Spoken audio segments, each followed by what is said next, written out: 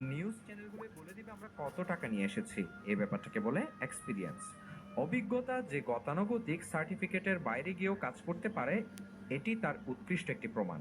ডাকাতরা চলে যাওয়ার সাথে সাথে ব্যাংকের এক কর্মচারী ব্যাংক ম্যানেজারের কাছে ছুটে এসে বলল, স্যার তাড়াতাড়ি চলেন, পুলিশকে ফোন করি।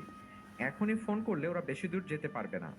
ব্যাংক ম্যানেজার কর্মচারীকে থামিয়ে দিয়ে বলল, ওদেরকে আমাদের সুবিধার জন্যই এই 20 মিলিয়ন টাকা নিয়ে যেতে দেওয়া উচিত। তাহলে আমরা যে 70 মিলিয়ন টাকার গলমিল করেছি, এই ডাকাতির ভেতর দিয়েই চালিয়ে দেওয়া যাবে।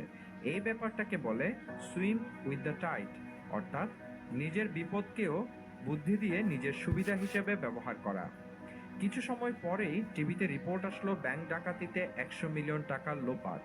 ডাকাতরা সেই রিপোর্ট দেখে বারবার টাকা গুনেও 20 মিলিয়নের বেশি বাড়াতে পারলো না।